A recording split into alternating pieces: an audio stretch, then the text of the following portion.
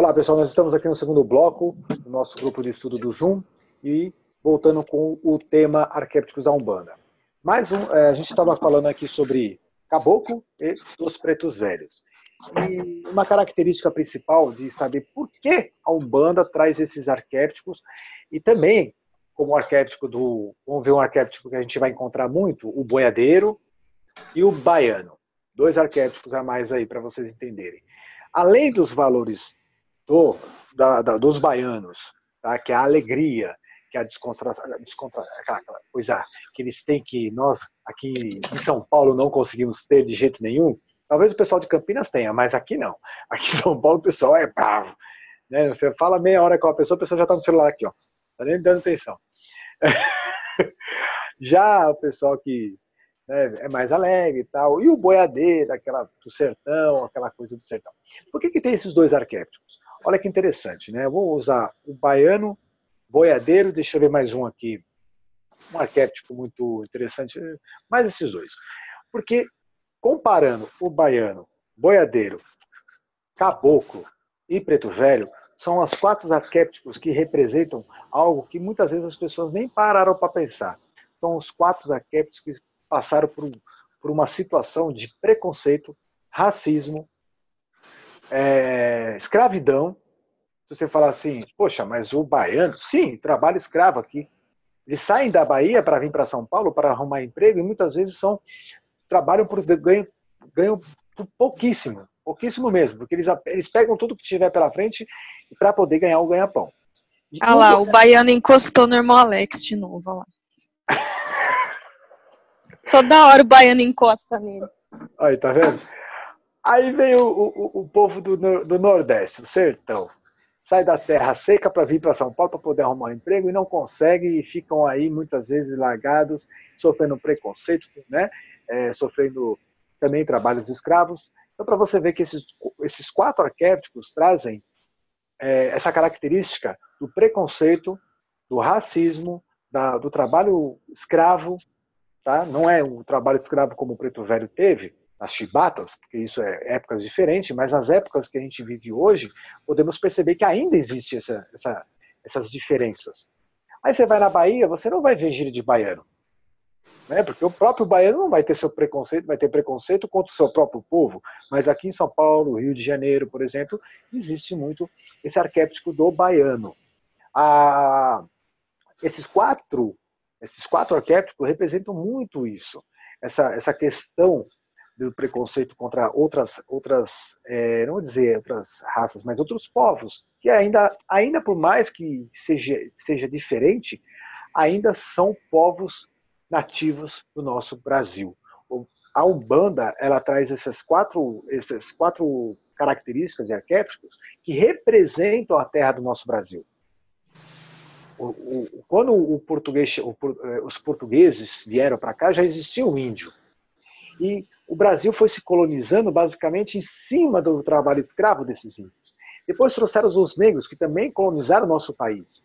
E fizeram o nosso país o que é hoje. Depois vieram... A Bahia foi uma das cidades mais colonizadas. E depois vieram o povo do norte. Tudo isso está relacionado ao nosso país. Então, o que a Umbanda nos traz? O próprio Brasil em si. Por isso que nós falamos que a religião de Umbanda é puramente brasileira, genuinamente brasileira. Não é porque só foi fundada no Brasil.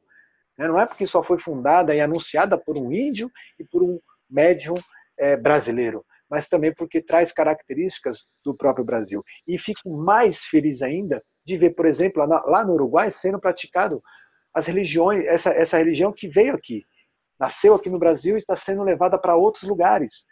Então, além dela ser brasileira, ela é uma religião onde também se pratica em outros países, trazendo essa cultura. E aí você vê esses arquétipos que trazem também a alegria. Aí falam que, por exemplo, o povo baiano, né, que as entidades são alegres, representam o povo baiano, que são um povo todo feliz, preguiçoso, que gostam de dormir, que não sei o quê, né, só quer vida boa. Mas se você for ver aqui em São Paulo, gente, vai numa obra, você não vai encontrar paulista trabalhando lá. Você vai encontrar nordestino, você vai encontrar baiano, Agora, pergunta se um cara que nasceu aqui em São Paulo quer trabalhar na obra, quer trabalhar em trabalhos pesados. Não, não quer.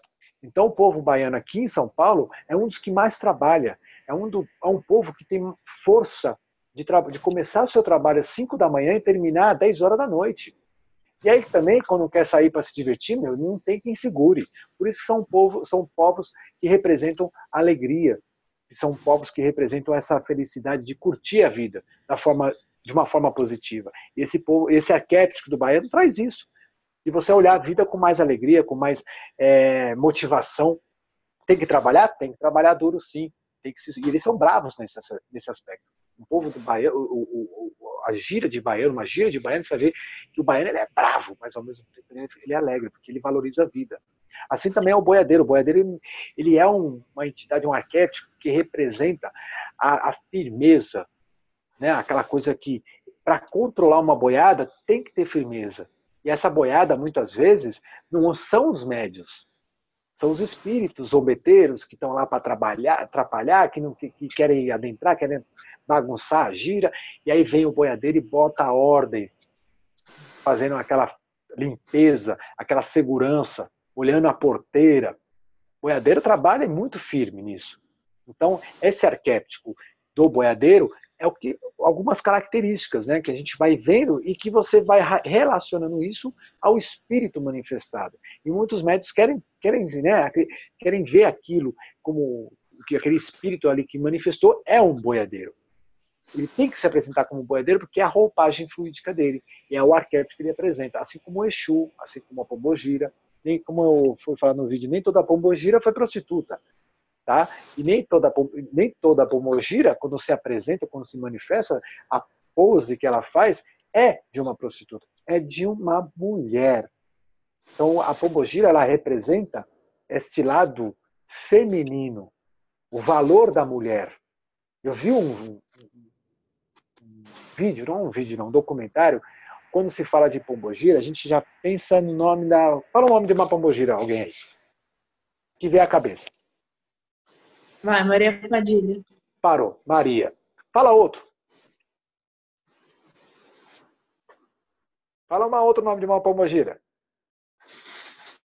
Zé de Saias. Saias.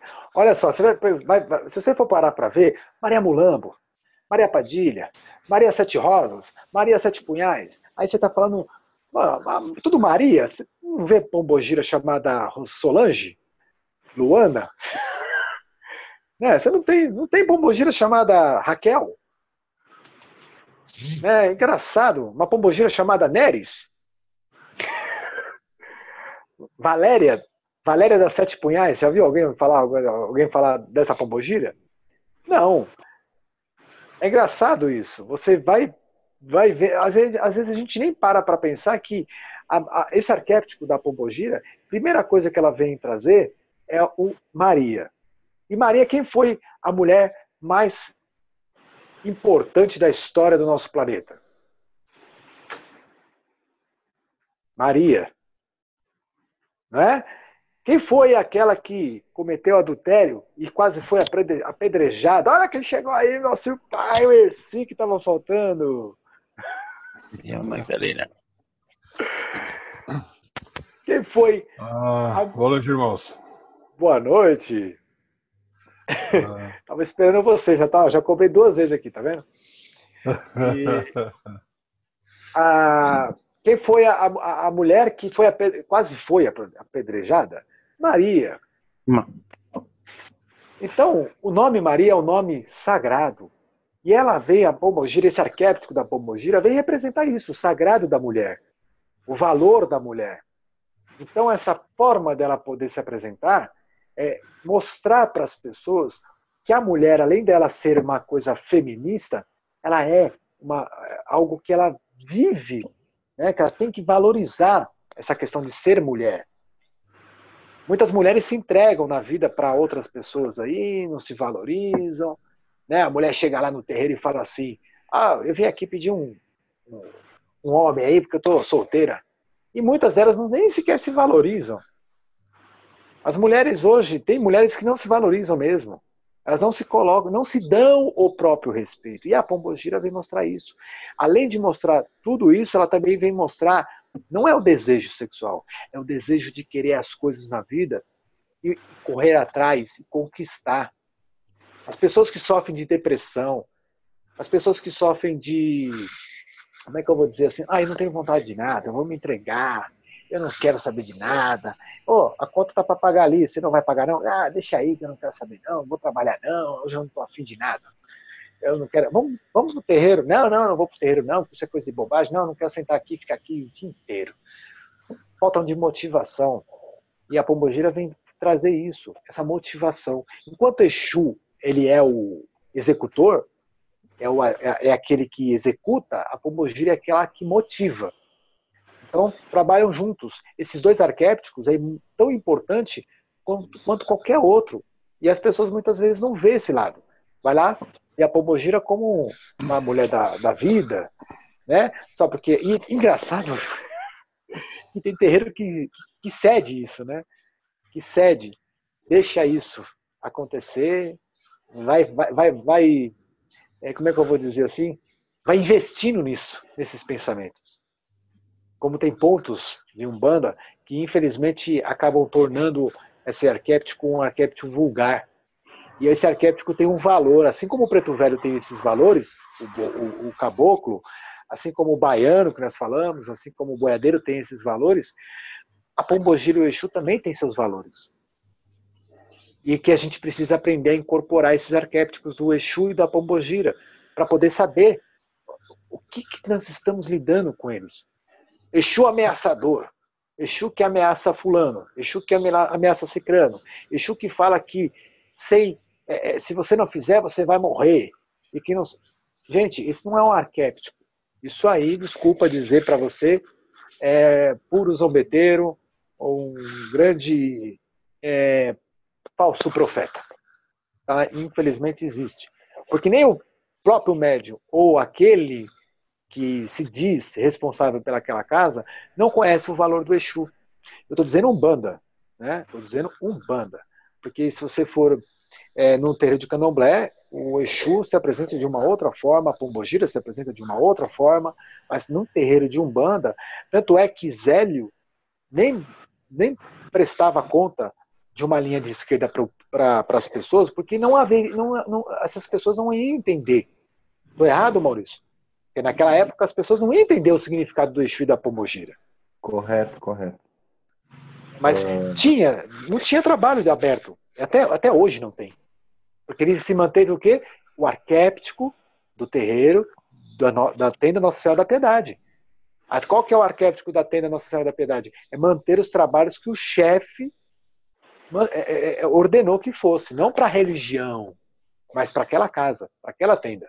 Então lá você não tem atabaque, você não bate palma, você não tem instrumento musical, você não tem gira de Exu, você não tem gira de outras falanges, de outros arquétipos. Lá se mantém trabalho de caboclo, preto velho, e se eu não me engano, nem sei se tem herê lá. O termo utilizado herê, eu acho que também não tem. E é de 15 em 15 dias. Então se manteve essa coisa que foi criada lá e se mantém até hoje. Isso é um arquétipo. É os valores que o chefe deixou para aquela casa. É o arquétipo da tenda Nossa Senhora da Piedade. Ô Alex, quando tu estava falando ali sobre o baiano, sobre os boiadeiros, tu comentou a questão de a situação, como o baiano é tratado aí nas regiões, como Rio de Janeiro, São Paulo, os estados, né? Tu vê quanto a espiritualidade é sábia. Por que eu digo isso? O arquétipo ele veio justamente porque a gente está falando até agora, que é para ensinar os valores para cada um de nós. E se nós observarmos, os arquétipos predominantes são aqueles dos quais nós mais necessitamos, né? Veja que é o caso aí que tu citou. Então eu tô longe, é fácil eu dar a minha opinião, mas tu mesmo disse que é o preconceito que o povo do norte e nordeste sofreu aí nessa região, o trabalho praticamente escravo. Então, hoje, nas giras, é muito comum a presença do baiano, do boiadeiro, dos marujos, enfim. Aqui, já no Rio Grande do Sul, se a gente perceber, nos terreiros de Umbanda, a gira predominante hoje normalmente é caboclo, né? Até se a gente for analisar historicamente, os índios aqui no Rio Grande do Sul, claro que como todo o Brasil, aqui o Rio Grande do Sul ele foi responsável por um dos maiores massacres da história indígena, tá? Os índios foram expulsos abaixo de bala, foram mortos, foi um verdadeiro massacre, foi um genocídio horrível, horrível, horrível a nossa história aqui do Rio Grande do Sul.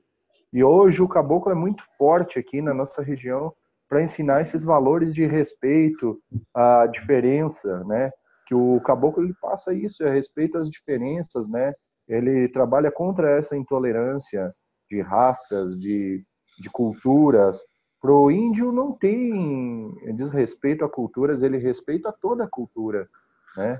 E hoje é o arquétipo que o Rio Grande do Sul, os estados do aqui necessitam, é esse do caboclo, né? E é predominante aqui na nossa região, sabe? Então tu vê quanto que a espiritualidade é sábia, e a gente não entende, não se atenta a essas questões regionais, né? E nunca se pergunta por que essa gira, esse arquétipo é mais predominante aqui na nossa região? Por que no meu terreiro, né? Por que no meu terreiro é mais forte a presença do preto velho? Por que no meu é mais forte a presença de Exu? Compreendendo os arquétipos da forma que a gente está falando aqui, sobre os valores que cada arquétipo corresponde, que a gente começa a desvendar a simbologia e os mistérios da Umbanda, né? A Umbanda ela é extremamente simbólica, ela tem verdades que nem sempre são explícitas, né? Mas ela está ali, quem tiver interesse de entendê-las, tem como buscar essas verdades. Agora, tem que querer sentir, tem que querer entender essas verdades, o que não é muito comum. As pessoas trabalham com essas linhas, com esses arquétipos e não se questionam o porquê disso, né? É como nós estávamos falando sobre tipos de mediunidade no outro programa. Os irmãos normalmente me perguntam, perdão, e a ti devem perguntar muito, por que eu tenho mais a presença do caboclo nas minhas incorporações? Por que eu tenho mais a presença do preto velho? Eu tive um irmão recentemente que me disse que não conseguia desenvolver outras incorporações, estava trabalhando apenas com pretos velhos, né? Daí eu comecei a falar com ele dos valores do arquétipo do preto velho, né? E aí, para ver se ele desperta esse interesse de buscar esses valores dentro dele e daqui a pouco perceber que falta algo desses valores, né? Se nós trabalhamos com determinada linha, é justamente a linha que naquele momento é necessária para o nosso desenvolvimento espiritual. Bom, perfeito. Você falou praticamente uma coisa que deu para entender muito claro. Você vê que a região muda, voltando lá atrás do que você falou, a região muda e o arquétipo mais predominante muda também. Então você vê que, que nem você falou, quase todos os terreiros de Umbanda, a manifestação predominante é o caboclo, por causa que a região teve essa história, né? Então se predomina mais esse arquétipo do caboclo para que possa aprender esses valores. E muitas outras coisas que você... Aqui em São Paulo, realmente, o Ereci, não sei se está aqui em São Paulo, o pessoal da região aqui em São Paulo, do Grande São Paulo, pode até confirmar isso, que realmente existe, ainda nos dias de hoje, esse preconceito contra quem está vindo de fora para cá. Infelizmente, eu já ouvi muitas pessoas dizer assim, tem que barrar a entrada desses nordestinos, desses baianos para cá, porque está entupindo a cidade, e que não sei o quê, né? Já ouvi gente falar, isso é um preconceito, isso é uma intolerância contra as raças de outros povos. E, infelizmente, aqui dentro mesmo, nem que fosse em outro país, não interessa, Mas aqui no nosso Brasil já existe isso. Imagina, esses arquétipos já estão nos ensinando a conviver mais em harmonia conosco. Quer dizer, não importa onde. Já existe até uma rincha muito grande, por exemplo, carioca e paulista. Né? Carioca e paulista não se dão muito bem, não. É que nem Corinthians e Palmeiras, é que nem Brasil e Argentina, entende? Duas cidades grandes, sendo que nenhuma das duas é a capital do Brasil. Então, dois povos brigando para se mostrar que tem, né? Oh, Rio de Janeiro tem a beleza, São Paulo tem os prédios. Rio de Janeiro tem a praia, São Paulo tem as matas, não sei o quê. Então tem essas rinchas. Isso nada mais é do que realmente mostrar uma intolerância que existe, infelizmente. E a Umbanda traz isso. A Umbanda traz esses arquétipos para mostrar que precisamos aprender, através desses arquétipos, a conviver melhor com as pessoas. Não importa qual seja a sua raça, credo, a sua cor, a sua fé, não importa. O que importa é que precisamos aprender. E se você sentar com um caboclo e perguntar, esse arquétipo vai passar isso. Se você sentar com um preto velho, ele vai passar isso. Se você sentar com um baiano, ele vai falar isso. Se você sentar com o marinheiro, muitas vezes o marinheiro também as pessoas meio que confundem o arquétipo do marinheiro, né? Não sei como é aí no Uruguai. Porém aqui, né, na região aqui, o marinheiro que se apresenta, eu já vi muito, o marinheiro vem, uma gira de marinheiro, né? O cara vai lá e incorpora o marinheiro, 5, 6, 7 médios incorpora o marinheiro, vem todo mundo bêbado. Já cabe as cachaça. E não sei o que, e taca lá a cachaça pro marinheiro. Aí vem o outro marinheiro, todo mundo começa a beber. Beber, porque o que acontece, já que é a hora que o marinheiro pode beber, então vamos beber. E taca cachaça pros marinheiros. Os marinheiros vêm tudo torto, fica aí, não sei o que, bêbado, não sei o que lá. Mas aí eu fiquei pensando uma vez, eu estava vendo uma gira dessa, e fiquei aqui pensando, peraí, marinheiro? Afinal de contas, quem é Martim Pescador? Foi marinheiro? Se eu não me engano, Martim Pescador foi um pescador. Foi um homem que da beira de praia, não era aquele marinheiro que ia lá pro oceano, né? Em navios, capitão do mar, aquela coisa toda. Não, era um marinheiro que pegava lá, colocava um barco lá, uma rede, umas varas, e enfiava lá na beira da praia lá, na beira do mar, pescava para trazer o ganha-pão para a família. É um exemplo. Então, cadê esses pescadores? Cadê esses marinheiros, que também eram considerados marinheiros, né? Porque viviam no mar, mas cadê a presença desses arquétipos? Então, tem muita coisa que o médium, muitas vezes, se deixa levar pelaquilo que ele vê, e não pela história que o arquétipo traz. Né? Então, eu já fui numa gira de marinheiro, onde estava presente os marinheiros ali, em pé, parecia um monte de caboclo, né? Falava naturalmente, e fazia consultas, contava das suas histórias de pescador, e aí eu fui entender. Uma gira de marinheiro legal aí, bem forte. Tanto tem marinheiros marujadas que vão, considerados esses que usam cap, tudo bonitinho, né? Tanto o arquétipo do marinheiro, que é o pescador de beira de mar. Então, você vê ali a presença deles e você não vê o excesso da bebida. Por quê? Porque eles utilizam a bebida como um elemento de limpeza, desagregar energias. Eles sabem utilizar essa bebida. O marinheiro ele utiliza a cachaça, o vinho, né? E faz um trabalho de limpeza. Então, o que acontece? As pessoas elas meio que distorcem o arquétipo marinheiro e utilizam o marinheiro para fingir, ou para o animismo, sei lá o quê, estar bêbado. Né? Ele acha que está bêbado.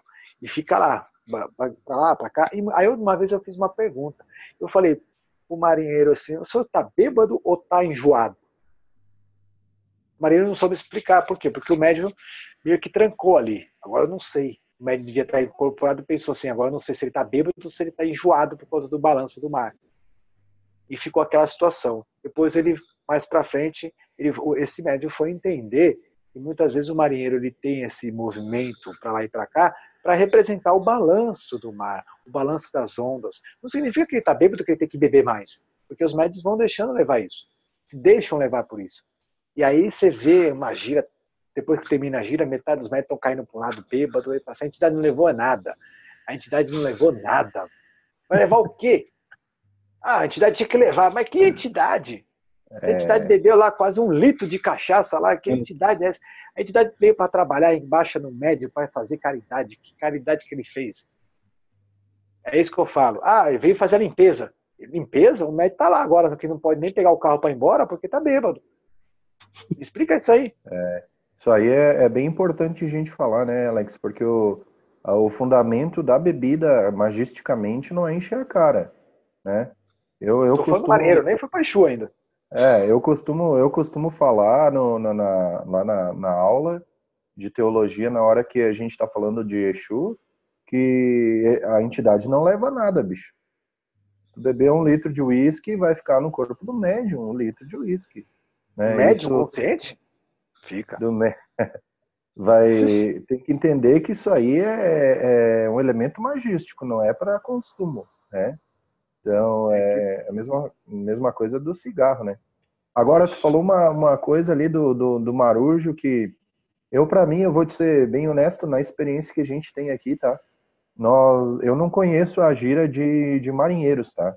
Eu não conheço porque para nós, na nossa doutrina, na raiz da nossa casa, os marujos, os marinheiros, eles vêm junto aos boiadeiros, tá? Vem na gira de boiadeiros.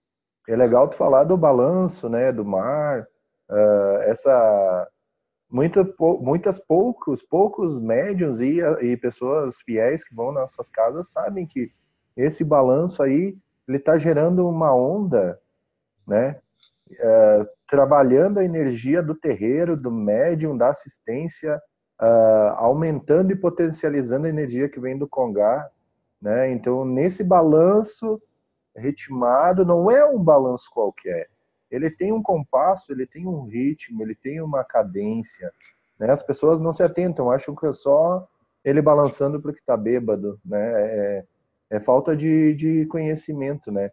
E para nós aqui, o marinheiro, ele representa a vontade de desbravar, né, Alex? Desapego com a terra, com desapego total, né?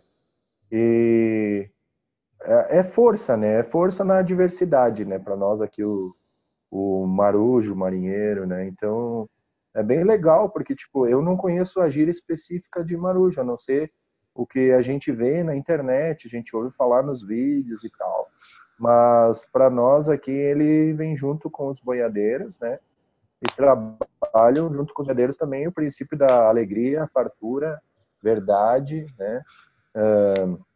Também não temos a linha de baianos aqui, a linha de malandros, aqui na nossa região não tem, né? Muito embora eventualmente surge, né, algumas linhas assim, do nada aparecem algumas casas que começam a receber determinadas linhas, né?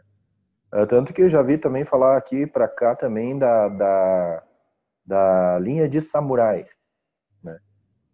Então, às vezes não tem nem lá na Umbanda do Japão, não tem os samurais, às vezes, e aqui tem, né? Não cola, não. Então, não cola, não. Linha dos portugueses. Uma linha nova que eu já ouvi falar, por quê? Porque o Brasil foi descoberto pelos portugueses. Tudo bem, mas deixa lá, vamos ver até onde vai.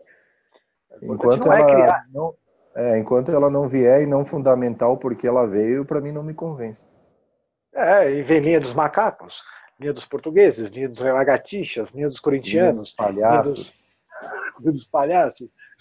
E vai linha, porque eu não vou eu não estou duvidando. Eu simplesmente, é que nem você falou, eu acho que tem um fundamento para esses arquétipos, tem um valor para trazer. Se trazer, é que nem a linha dos ciganos. O que tem a ver o cigano com o nosso país, Brasil? Bom, hoje você vai em qualquer lugar aqui, quem está aqui em São Paulo, de adulto do chá, você vai encontrar vários ciganos lá. Ah, legal, mas é tudo fajuto. Tá bom, se você for ali na Marginal, embaixo da ponte da Casa Verde, eu não sei se é lá ainda, não sei. É ali embaixo de uma ponte, você vê uma praça, tá cheia de tenda de cigano. Aí você fala assim, mas esses ciganos, o que eles são? Sofrem com preconceito também. Isso desde lá da história, que antes eles virem para cá. Ninguém sabe o país de origem do cigano. Porque eles mudaram de lugar para lugar, mudaram de país para país, de ambiente. Foram mudando, foram andando, andarilhos. Por quê? Porque quando parava no lugar, as pessoas vinham e cacetavam a pau neles. E quando não tinha mais espaço para eles poderem ter a sua vida ali, mudavam de região. Bom, um povo que sofreu com preconceito no mundo inteiro. Então tem a linha do cigano, sim, né, que muitas vezes as pessoas nem entendem. E aí eu já vi também situações que vou te falar, cada uma, viu? Médio incorporar o cigano e chegar para uma médio e falar assim, beijame muito. E fazer um desrespeito tão grande com uma linha tão bonita, tão importante. E também aquela coisa, os ciganos trazem a riqueza, trazem a fartura. Por outro lado, eles trazem também a vida simples, a vida que não é fácil viver embaixo de tenda, né, baseado somente naquilo que eles têm da própria natureza, de buscar o seu alimento da natureza, né? Então, tem várias situações em que as pessoas precisam entender os valores desses arquétipos. E aí é o que passa muitas vezes em branco, né? A pessoa vai no terreiro, trabalha anos e anos com preto velho, caboclo, só sabe que preto velho vai falar este bichifio, que caboclo fala este, mas não sabe o valor. Né? Pode até saber a história que o índio, o negro escravo, pode saber da história do marinheiro, do boiadeiro, aquela coisa toda, mas não sabe o sentido daquilo. Sabe aquela frase que você fala, que quando você ouve, parece que mexe com tudo na tua vida? Uma frase, uma pequena frase, às vezes você ouve uma pequena frase e muda a sua vida. É o valor daquela frase, não são as palavras, mas o valor que aquela frase quis incentivar você na sua vida. Então, muitas vezes falta isso para o médium, falta isso para alguns terreiros, levar isso para as pessoas, esses valores desses arquétipos. Eu acho muito interessante que toda uma gira, antes de iniciar, vai alguém lá e fala para a assistência, conta um pouco sobre a história, conta um pouco sobre esses valores daquele arquétipo que vai ter a gira daquele dia. Os consulentes começam a aprender mais e tratam com maior respeito ao se consultar com a entidade, né? Então, o que muitas vezes falta é isso. Às vezes a gira de Umbanda abre, né? Vou abrir minha Jurema, abre lá a cortina e todo mundo já começa as consultas e a pessoa vai pedir o preto velho trazer o amor dela de volta, né? Ou então vai pedir emprego para o caboclo, porque o caboclo gosta de trabalhar. Então vou pedir emprego para o caboclo. Né? Vai pedir para pagar as contas, dinheiro para pagar as contas para o herê. Porque o herê nunca tem dívida mesmo, né? A criança não tem dívida, então vou pedir para ele me ajudar a pagar as contas. Esses valores que faltam. Eu vou virar de novo a sala para o terceiro e último bloco, para a gente poder encerrar um pouco mais isso aqui. Ó, gente, vocês têm liberdade. Esse, venha e fale um pouquinho também, um pouco sobre os arquétipos aí que você trabalha, tá bom? Vou estar virando aqui e vou estar enviando o ID lá na sala. Como o pai Ronaldo fala, né? Roda, roda, roda, chatinha, 1 minuto de comercial.